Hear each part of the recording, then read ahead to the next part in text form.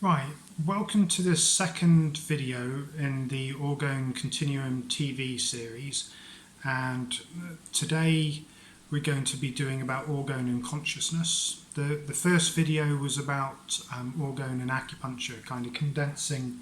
I'm trying to put all my essays and articles and papers and things into a kind of video introductory format. So the first part of my work as an orgone researcher, which started about 20 years ago, in 2000 roughly, or just before 2000, was centred on orgone and acupuncture and the physical qualities of orgone, and then, which is another Reich's term for life force. And then the last, I don't know, if it's 5-10 years maybe, I've been interested in orgone and consciousness. It's quite a big subject and I didn't really know how to tackle it. So first of all, I wrote some preliminary essays where I looked at, I thought, well, how can I start on this? Maybe one way to start would be to look at the common ground between what is a dream and what is reality. So I made some charts looking at how reality and dreams, what features they share in common, and what features they have different, and just generally thinking for sort of a number of years how orgone might relate to consciousness, because the one Reich was successful in looking at how orgone and emotions relate, and then he was successful in finding how orgone and bioelectrical currents in the body relate, and then he was successful in finding how life force actually manifests in the environment as a radiation, first from tiny little vesicles called bions, which he discovered in his first experiments looking into plasma movements and emotions, and looking at sort of plasma movements in microbes. And he saw that he found a very tiny vesicle which is created when you superheat sand and then plunge it into water, which he called the bion. And this bion let off radiation, and that was how he first discovered the orgone radiation. And the orgone boxes came from trying to contain this radiation that came from the bions originally, and then he discovered that this radiation is in the atmosphere, and eventually he found out how you could manipulate it in the atmosphere with the tubes, metal tubes grounded into water, have an effect on the flows of life force in the sky. So Reich went right from his work with Freud, where he's looking at character analysis and the flow of emotions and pleasure and pain, through to biology, through to physics. But the only thing he never understood in his lifetime, or never managed to write down, was the relationship of orgone and consciousness. And that's why I'm so interested in that area, because there's an incompleteness in orgonomy because of that. And Reich did attempt to, he probably gave it less than half a chapter, but he did attempt a theory on orgone and consciousness, but it didn't really work, and he kind of admitted that. Reich's theory on orgone and consciousness is that orgone in space is not conscious, an orgone in an organism is conscious. So he thought in space you've got this non-conscious energy that has its own volition and movement, and then eventually it gets a membrane. That's the first bion, and then once the cosmic plasma, cosmic life force, is surrounded by a membrane, then it first has some sort of perception, and then perceptive organisms eventually coagulate and form bigger organisms, from bions to amoebas to the first cells, and so on and so forth. And gradually you get an evolving consciousness. Now that I think really owes itself to Darwin, because both Freud and Reich were heavily influenced by the Darwinian idea of an evolving life, and therefore an evolving consciousness that comes from no life to consciousness. So it really was a systems theory, because in Reich's view, consciousness was the result of a system interaction, the system being plasma membrane equals perception, and then lots of perceptive membranes together forming a bigger organism, eventually getting to self-consciousness. So that isn't an organotic theory or an orgone theory. Reich's theory of consciousness was actually a systems theory, although he preceded systems theories by a couple of decades. But that is all really. So I knew something was missing in orgonomy, and I wanted to correct that. But so I thought to myself, consciousness is non-local. It can, through things like remote viewing and what do you call it when you perceive something in the future? When you perceive things out of time, that shows, plus general quantum physics experiments showing entanglement and non-locality.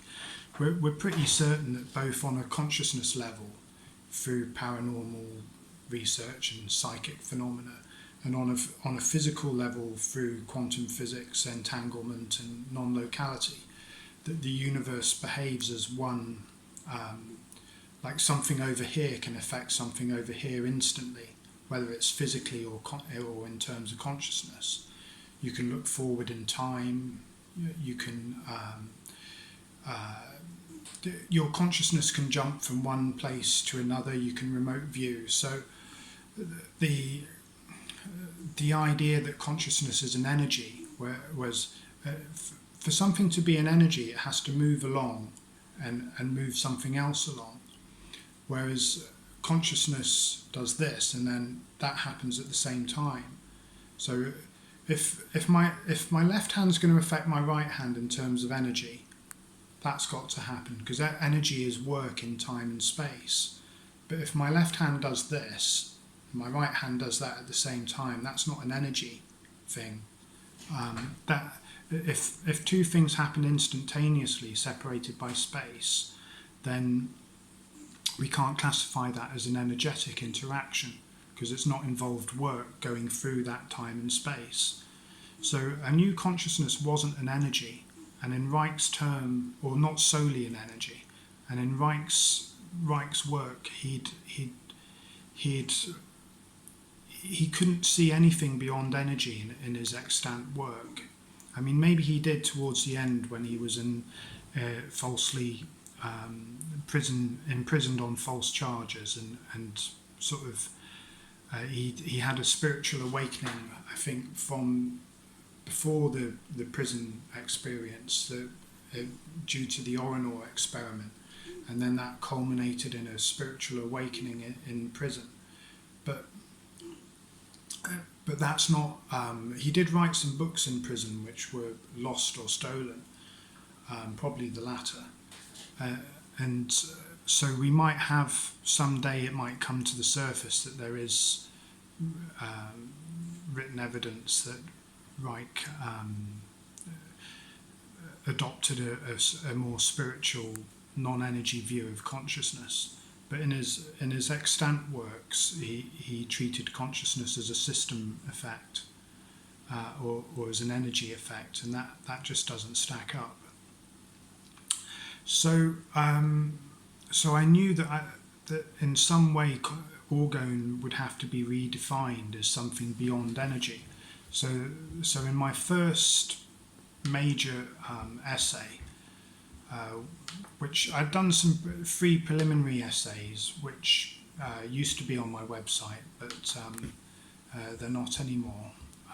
And those ones were the ones that looked at similarities between dreams and realities and things like that. But I brought it all together in the first major essay, which was called the Orgone Continuum theory, a life force theory of consciousness, part 1, orgone and non-locality. And that's available at my website, which is called orgonecontinuum.org, and there'll be links below the video for that.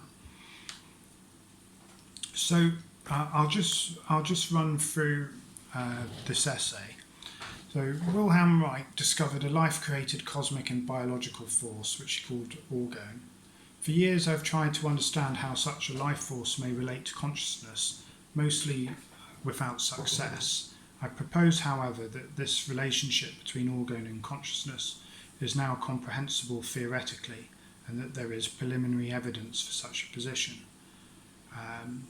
And then I talk about where to get more evidence of orgone itself if you have doubts that there is a life force, because there's over 50 years of solid evidence from doctors, PhDs, medical students, biologists, and it's all documented in journals, and not just in orgone journals anymore. They're published in other journals too, like the Water Journal, so some good article by DeMeo.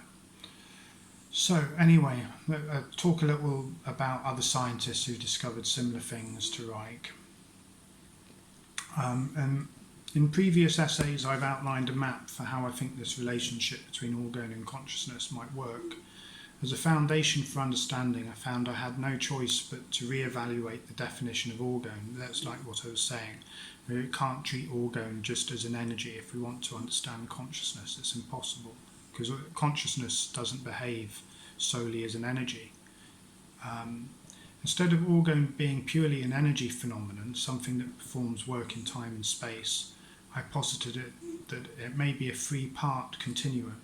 It would range from a physical consciousness field, or spirit. I've now changed that.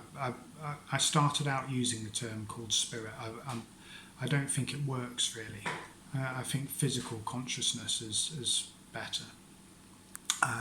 So physical consciousness, then to energy, and lastly to matter. It's hard to understand something like consciousness, which has aspects that lie outside what we can term energy, purely in such terms. Our sense of self, our observing being, is not easily classed as an energy. We cannot gain more of ourself, concentrate or discharge the self as though it were an energy. The self is not purely quantitative like an energy. There is a continuity about one's self which stays the same over the years, despite the energy changes, everything in your body changing. In addition, aspects of consciousness have shown to be entirely outside the flow of time. Precognition, precognitive behaviour in animals, which has been shown experimentally by the scientist Sheldrake. Dogs That Know When Their Owners Are Coming Home by Rupert Sheldrake. Such abilities cannot be energetic, as energy only exists as changes in time. Consciousness may have energetic aspects, but it's essentially not an energy phenomenon. Modern consciousness research has detailed these aspects of consciousness extensively, and I talk about a good summary of that work, which can be found in The Field by Lynn McTaggart, for instance, which is a bit sort of journalistic and light, but it's a good introduction. Strong studies of remote viewing are detailed by McTaggart.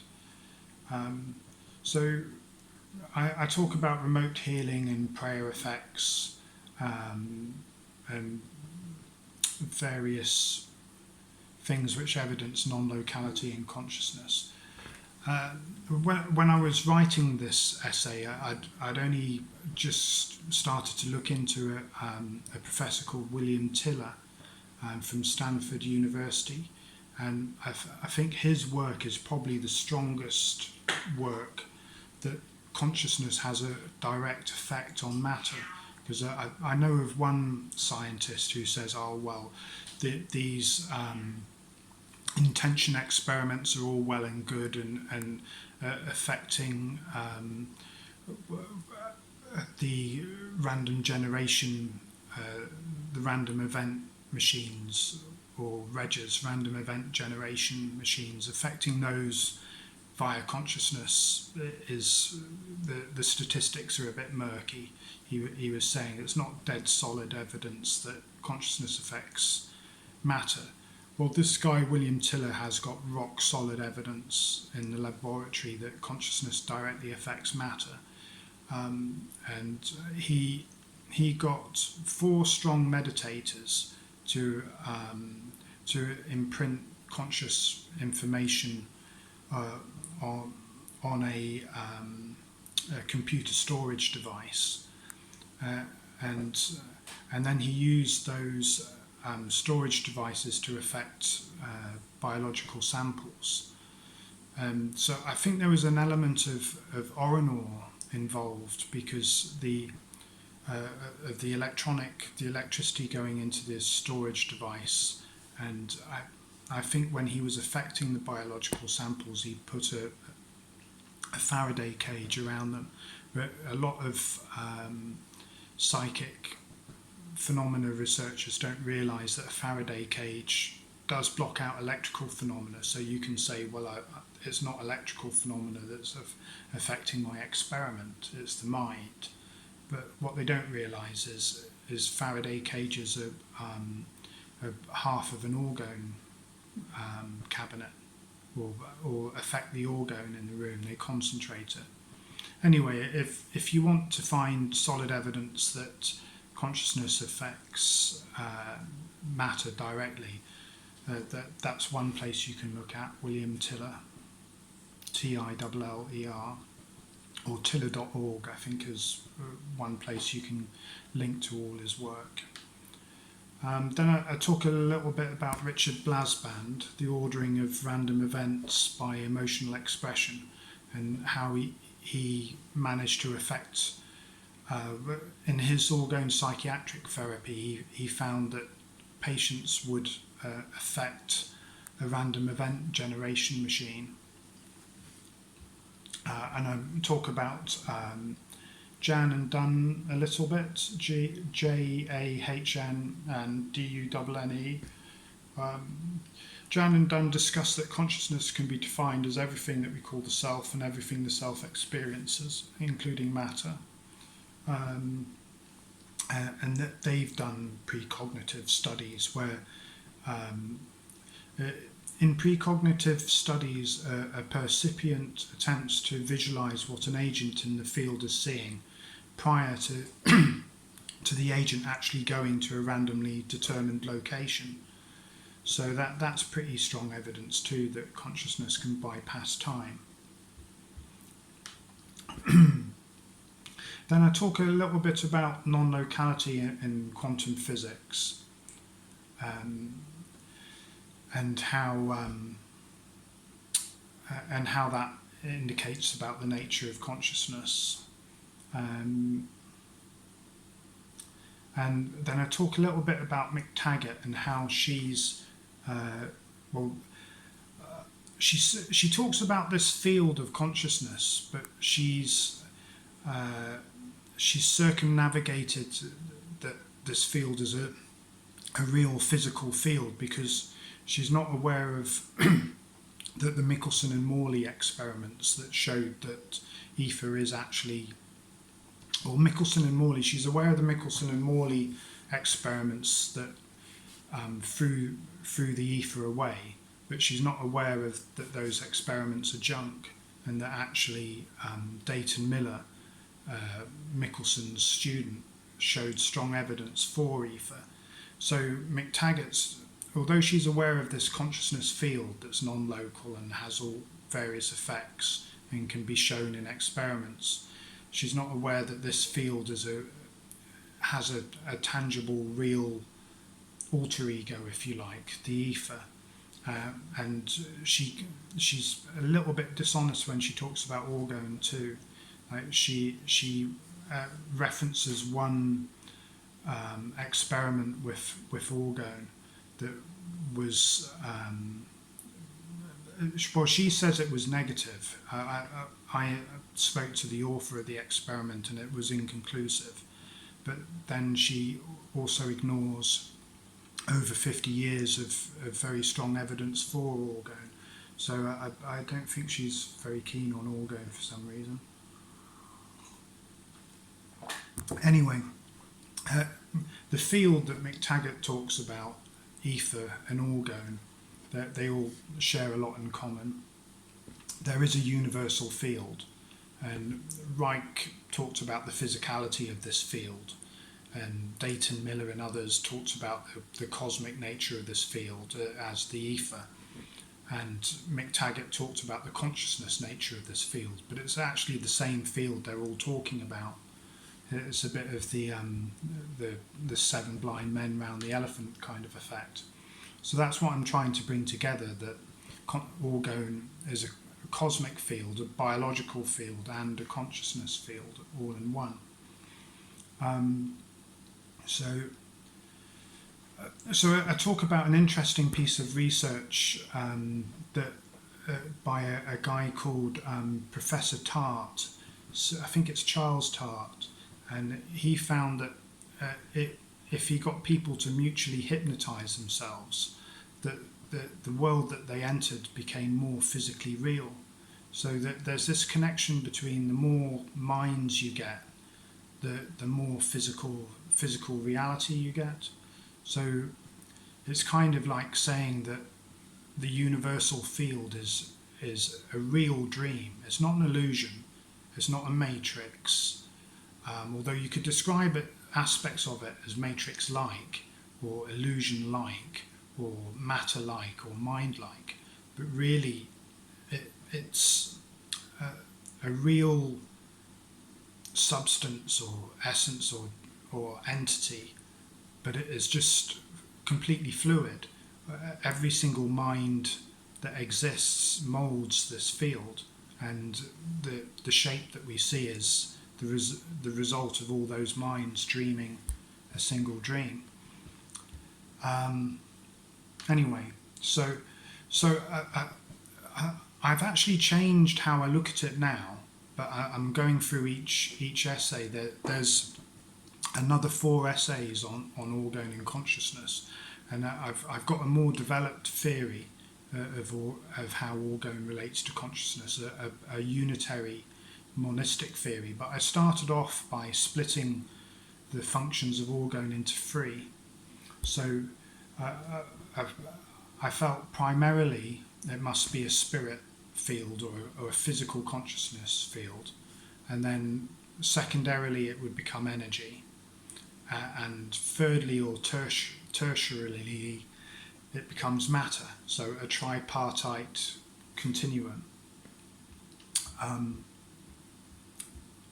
So I illustrated that tripartite continuum with a kind of swirly cross. So I had physical consciousness coming down that way, matter going across in a sine wave, and then Orgone energy as its energy functions in a swirl. And that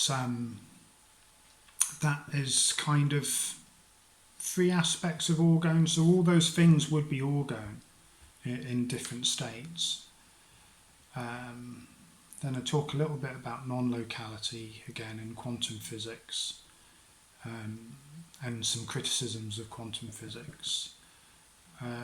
But the main thing I'm taking from it is that there is this claims of evidence for non-locality and entanglement and things, which shows that consciousness has non-local functions. Um, right, previous Orgone theories about consciousness. I should mention that I believe Reich himself to have never made a firm decision on whether he viewed Orgone as possessing consciousness in its free state, what I call Orgone as conscious in itself. This is because he simultaneously argued that perception may arise as a consequence of Orgone's movement within the membrane of an organism, the movement within a membrane theory of consciousness, as I call it. This is actually not that different from the mechanistic views of consciousness, which argue that consciousness arises from the processes of matter in the brain. Both are consciousness as a consequence theories, or epiphenomena, which epiphenomena just doesn't work for consciousness philosophically. However, no one can show where exactly consciousness resides in the brain or in the body. Sheldrake gives convincing arguments scientifically against memory being stored as material traces. So the upshot of this is that memory is probably a field function. It's not tied to any one physical structure. And the further upshot that mind itself may be a field function. Orgone researchers alternatively argue that consciousness is localized in the body. Certainly it is true that the body, like the brain, expresses and is an instrument of consciousness. But to say that the body is our consciousness, and without it consciousness would cease to exist, is to ignore the growing body of data that suggests consciousness can survive material death.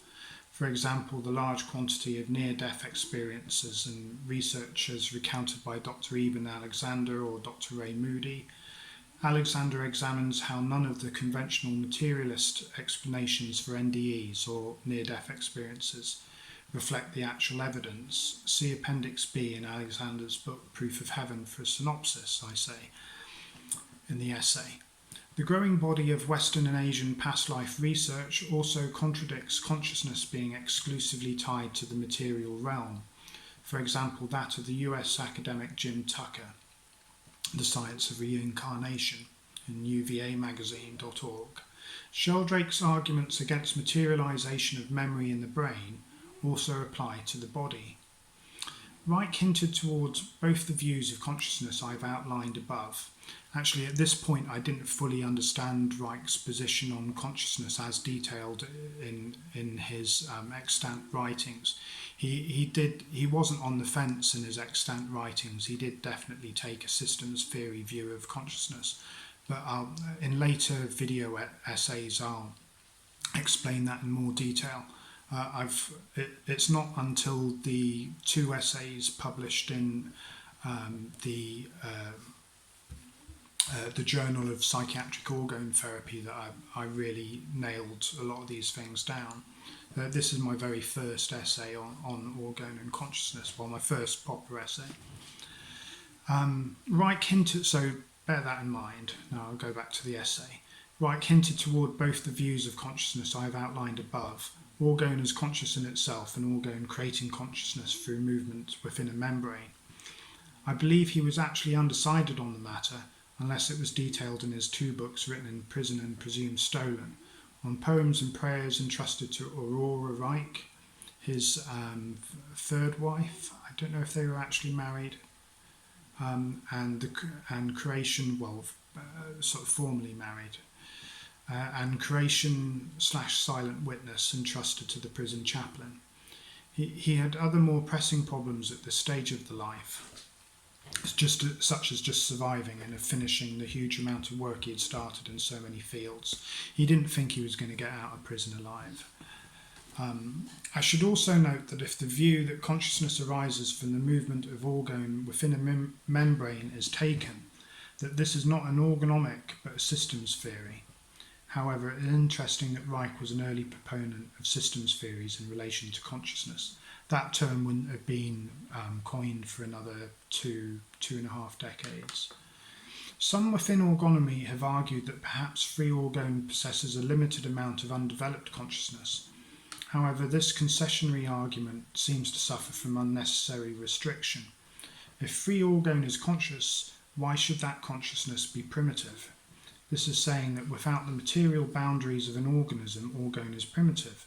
but orgone as primary, whereas the material realm is not even secondary but tertiary, I believe.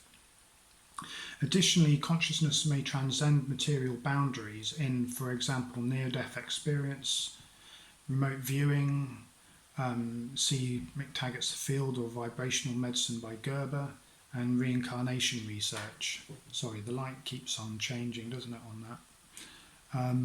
So to say that the level of consciousness is entirely defined by organism boundaries is not supported. Such a view is actually just an opinion. Anyway, blah, blah, blah.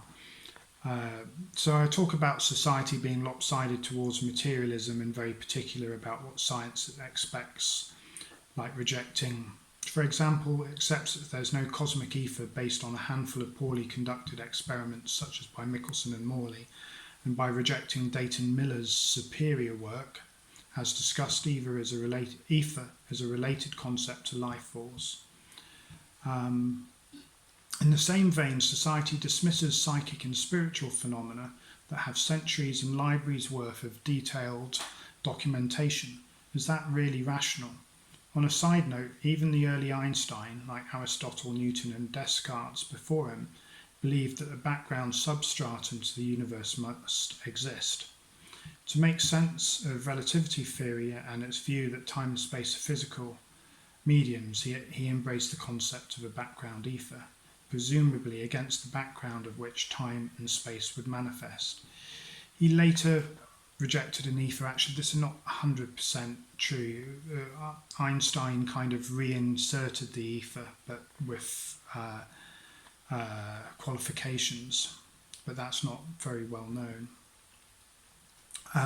This reminds me of Freud's initial acceptance of the libido as a real physical energy, that the libido theory directly led to Reich investigating pleasure and pain, which led to the bions, which led to orgone, which he later rejected in favour of a nothingness theory. Treating libido as a real energy, much to Freud's chagrin, set Reich on the path to discovering orgone. So, synopsis, I'm proposing the hypothesis that in its primary state, orgone is independently conscious and physical, but mass-free, and thus corresponds to what could now be called spirit, but in a strictly scientific sense. If preferred, the terms primary field, prime force, or unified field could be used to describe this level of orgone or life force. Star Wars fans and Jedi Masters could continue to use the term the Force. I tend to use the phrase life force rather than life energy now to describe orgone in totality, as this phrase is more compatible with orgone being a continuum as detailed. The physical consciousness level of orgone could well be called a force, and that it may be capable of creating movement within the realms of energy and matter. As discussed, I solved the relationship problem of orgone and consciousness theoretically by postulating that orgone is a tripartite continuum of spirit, energy and matter properties. So at this stage I'm saying orgone is a unified thing, but it has three separate realms, as it were, spirit, energy and matter. Allowing that orgone has a primary aspect as a spirit-like field, physical, shared, lawful consciousness, would allow orgone to be reconciled with non-local consciousness and spiritual phenomena. All three of these phases are aspects of a single orgone continuum. No need for a new term for orgone, just to drop the epithet energy unless one is specifically referring to the secondary aspects of orgone. So at this stage I'm just going to go and stir my dinner over there, which is also the dog's dinner, you might like to know, because she's been refusing to eat dog food. So she's going to have some of my bolognese. Okay, so just hang on in there for a minute.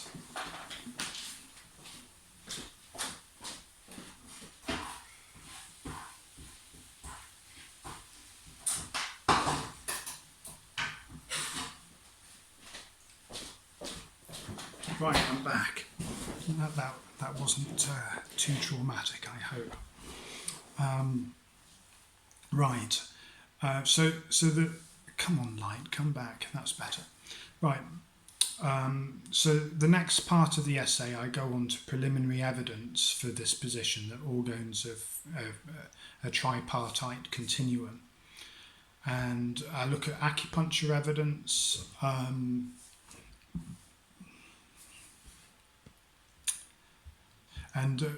there's a non-local effect. And I talk about evidence that bladder 67, a point on the toe, can change when the fetus is in breach, and because that point's been studied by midwives and is shown to have a real effect. So it's a point just on the little toe, about here equivalent, if that was my little toe rather than my little finger. And that point, when you warm that point, it has an effect on the fetus, but there's no nerve connection between bladder 67 and the fetus. So acupuncture has non-local effects, which are well known. Say if someone's got their one leg in a cast and it's driving them mad, you can do acupuncture points on the other side, on the other leg, to stop the itching. In the, say if the left leg is in the cast, you can do points on the right leg where it's itching.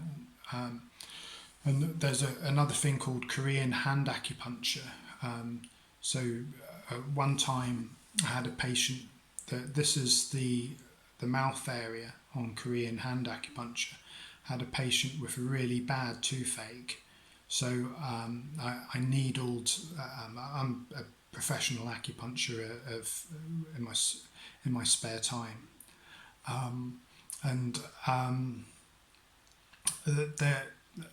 there was a person in a rehab unit who couldn't get to see a dentist for 2 days and was in excruciating pain.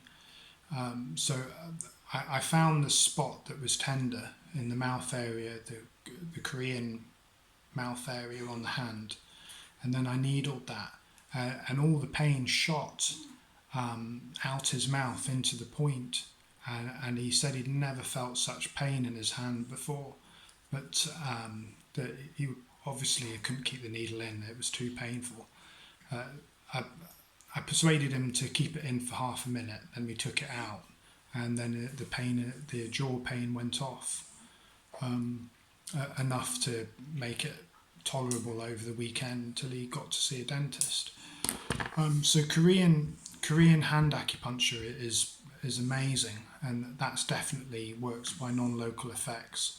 And people often report in clinic that they can feel non-local effects. It's almost like the meridian system is alive, and one point will start, like you'll have a point on the hand here that will start throbbing, and then it will stop, and then the point here will start throbbing, and then that will stop, and then a point on the leg will start throbbing, and it's like there's some computer program or some energy controlling how the energy moves about, and it will jump instantly.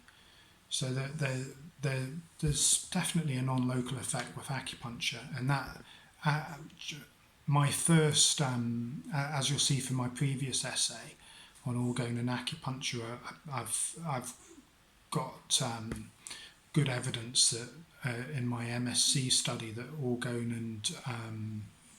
and qi, the energy in acupuncture, are the same thing. And then I talk about another very well-known acupuncturist called Dr. Tan in the States, and he entirely uses meridian theory instead of the theory that's come to be called TCM, or traditional Chinese medical theory. Is actually an amalgamation of theories, but that were put together by the communists trying to systematize acupuncture. But Dr. Tan uses a more ancient set of theories based more on the meridians, and he has good effects with it. And that's more a non-local use of acupuncture. So I talk about him a bit in the essay. and then I talk about reflexology, talk a bit about non-local healing, and then I talk about mesmerism. Funny enough, mesmerism was the physical, more substantialist kind of roots of hypnotism, because hypnotism never used to be all about words. Hypnotism was about energy. So I'll read a bit from this. Mesmerism is the forerunner of hypnotism. It uses more physical and bodily methods than are generally used within modern talk-based hypnotism. It is a very powerful method and has even been used in the past to perform thousands of operations without anaesthetic in mesmeric hospitals in India, something that has been lost to the annals of 19th century history. Actually, I'm not sure of the date for that, but it's a good while back. Mesmer believed in a life force, and that which he postulated had much in common with Reich's Orgone. See here for a synopsis of the common ground between mesmerism and orgonomy. I did a separate article earlier about the common ground, which there's a lot of, which will also explain why Mesmer was persecuted and his books sort of banned, and sort of thousands of pounds, or the equivalent of millions of pounds today, was spent by the authorities trying to diss Mesmer. They were, something put the wind up them about Mesmer, and they spent a lot of money discrediting him, because it cost a good deal of money to print pamphlets and send them all around Europe in those days. And then I've got a picture of non-local energy fields and mesmerism. There's a modern day mesmerist called Lee Gerard Barlow, who I presume he's still in the UK.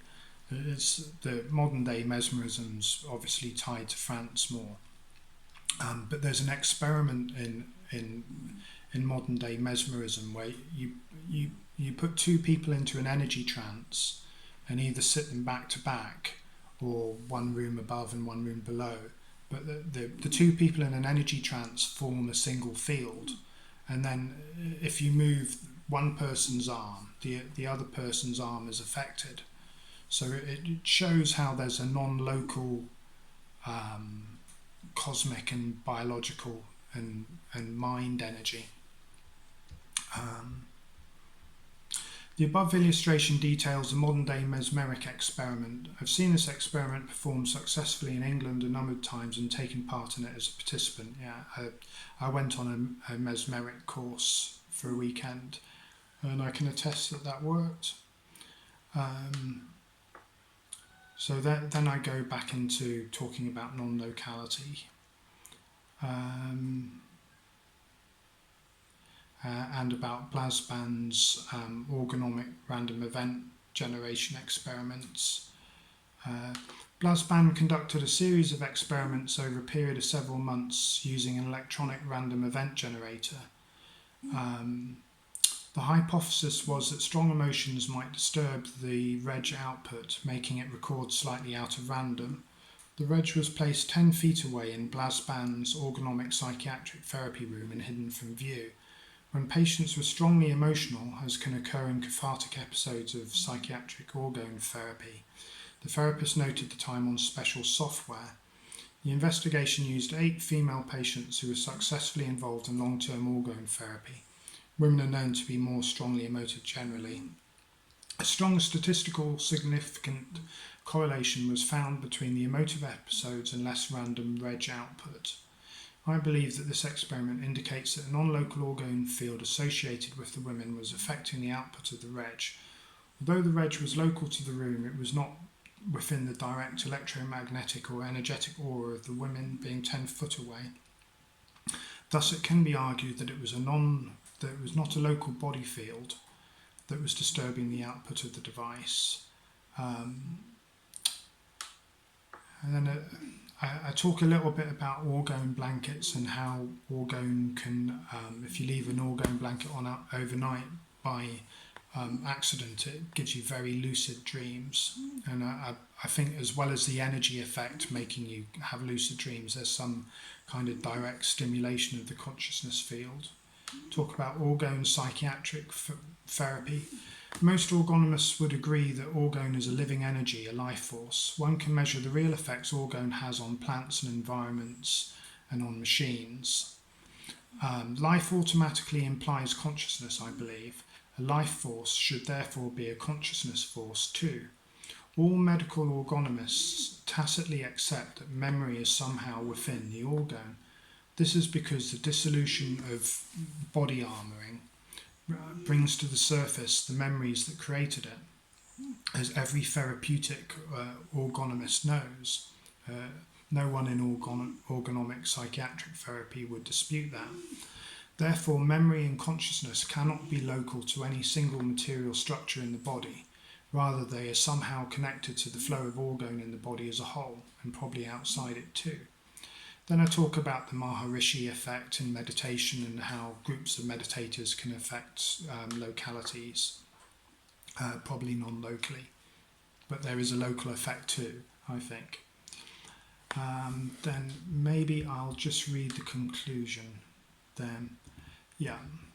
A theoretical framework for understanding how orgone and consciousness may relate has been detailed as a primary spirit-like force field that has the indistinguishable characteristics of physicality and consciousness. Evidence from acupuncture, mesmerism, natural healing, and orgone psychiatric therapy has been cited to support the non-locality of orgone or life force. This in turn indicates orgone may possess consciousness at its most basic level. If this indeed reflects reality, there are a number of primary practical implications to be considered. Firstly, come back light, that's better. Firstly, if the primary realm of orgone is a non-material, non-local, physical consciousness field, this could give rise to any number of energetic and material dimensions. So other dimensions, like our own, could be possible, or realms that are more energetic or spirit-like in nature. An entirely spiritual realm of existence could be possible too. So in later essays I argue that spiritual realms are still physical, though they're not material, but that will go through that in later essays. Having said that, I'm not aware of evidence for other material dimensions. Evidence for other spiritual dimensions exists, I believe, like sort of dimensions that we go to in dreams or sleep or after we die. It would also help bring an end to the Cartesian argument between reality being either mind-based idealism or matter-based materialism. Duality would be superseded by a trinity of spirit, energy, matter. I've actually superseded this theory myself, but we'll get into that. All three states being ultimately real at their particular level of experience. However, it would indicate that the spirit realm transcends the other two levels and is the most basic mother of the other two realities. If the primary reality is spiritual physical consciousness, it also implies that as spirit may be the mother of energy and matter, there would be only as much energy or matter as can be imagined. The conservation of energy and matter would be contradicted. It would also imply that it is possible that matter could enter into or out of the material realm and energetic realms, so the material realm being the tertiary level and energetic realms being the secondary level. So such science fiction favourites as warp drives should indeed be possible, at least theoretically. If the primary realm of orgone is non-local, in other words universal and conscious, without restriction, then such an entity would be close to what some have called God. This doesn't mean the deistic notion of an all-powerful creator God necessarily. Perhaps the theistic, Gnostic, Buddhist or non-religious conceptions of an intelligent universe might suffice. Personally, I have gone from being a devout atheist to becoming a spiritual but hopefully scientific theist. If the universe is one intelligent physical entity, why should it not also possess personal consciousness? Some assume that such a field as I am describing would be impersonal, but there is no reason to assume a field of physical consciousness would not possess a personality. The future of science may be an uncomfortable place for materialist atheists. I do not currently believe in a creator God, as I do not believe it is proved that the universe has a beginning that would necessitate one, being sceptical of Big Bang Theory. See Holt and Arp and Electric Universe for more on that. However, I remain a theist as I believe that that is the most coherent position scientifically. A lot of scientists and physicists are coming to view, especially physicists, they see the universe as so amazingly intricately tuned for life and consciousness. It couldn't be a chance. The Orgone Continuum conception would also indicate the primacy of spirit, which I now call physical consciousness, in problem solving and all relations. Perhaps in order to change energetic and material reality, it might be best to start at the primary level of spirit. It would support prayer as a fundamental activity. In reverse, the energetic and material aspects can be used to increase the quality of meditation and consciousness. I've noted that meditation is easier in groups or when having acupuncture. Then I talk a little bit about some of the effects of the theory in terms of harmonising different views. The primary realm of Orgone, if instant in terms of time and non-local in terms of space, implies that it is a realm of timelessness. Time may only exist in the energetic and material planes. It should be possible for consciousness to step outside the stream of time by entering the primary realm. Well, consciousness can definitely travel in time. Whether it's possible to travel materially in time, I don't know. The greatest interest of the Orgone Continuum theory for me is that it allows a basis to begin to experimentally investigate consciousness itself, not as an abstract phenomena, but as a physical force. Well, yeah, if you change the Orgone, you change consciousness. So we're getting to consciousness theory. Consciousness science is no longer airy-fairy. We're approaching technology for consciousness, because with Orgone and consciousness, if they are the same thing, then we can manipulate Orgone technologically, which means we can manipulate consciousness technologically. So we're in a new era. Orgone is not merely a theory, it is a physical force that can be measured and objectified. If this force turns out to have a tripartite reality, the basis of which is a non-mass physical and consciousness force field, then we have the basis of a fertile marriage, a marriage of spirituality and science. So Wright did talk about how from the Orgone experiment he began to believe that science and spiritual views and objectivity and subjectivity were going to be harmonized in the future, or had become one already in science.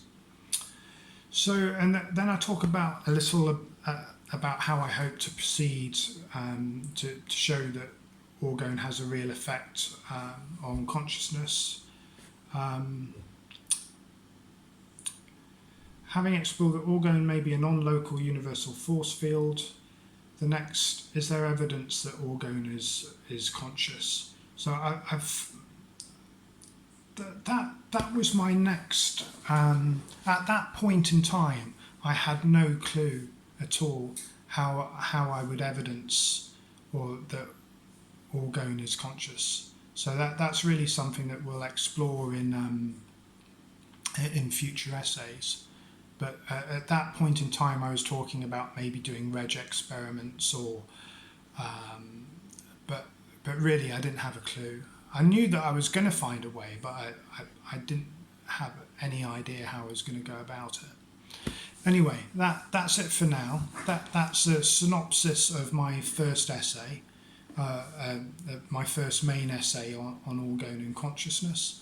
And although it's the beginning of September, don't tell anyone, this is the August video. So trying to do monthly videos. So the next part of Orgone and consciousness will be in the September video, which will be towards the end of September. Okie dokie. Cheers and bye for now.